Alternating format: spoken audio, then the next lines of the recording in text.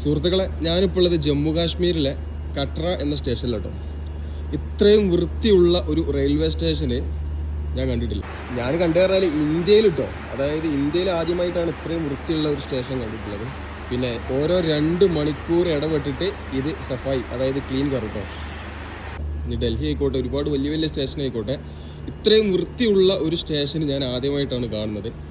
ഇതാണ് വന്ദേ ഭാരത്, ചെനാബ് റെയിൽ പാലത്തിന് മുകളിലൂടെ ഓടുന്ന വന്ദേ ഭാരത് കേട്ടോ. ശ്രീനഗറിലേക്ക് പോകുന്ന വന്ദേ ഭാരതാണ്. പിന്നെ പ്ലാറ്റ്ഫോമിലേക്ക് അങ്ങനെ ആരെയും അങ്ങനെ കടത്തി വിടൂല. അതൊക്കെയാണ് എന്തോ ഒരു നീറ്റായിട്ടാണ് ഈ ഒരു പ്ലാറ്റ്ഫോം നിൽക്കണമൊക്കെയാണ്. ശ്രീ മാതാ വൈഷ്ണവ് ദേവി കട്ര, അതാണ് സ്റ്റേഷൻ്റെ പേര് കേട്ടോ. ഇത്രയും വൃത്തിയുള്ള അടിപൊളി, വല്ലാതെ ആരും വന്ന് കിടക്കുക അങ്ങനെ പരിപാടികളൊന്നുമില്ല.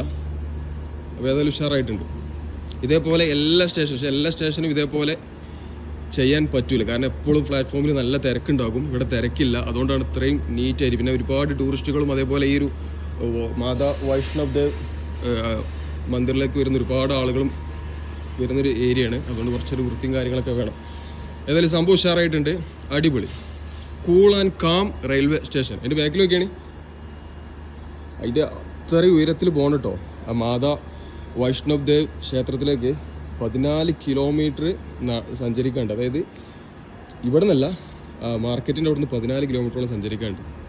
അപ്പോൾ ഓക്കെ, ചെനാബ് റെയിൽ ബ്രിഡ്ജിൻ്റെ കാഴ്ചകളൊക്കെ കാണുന്നത് സെറ്റ്.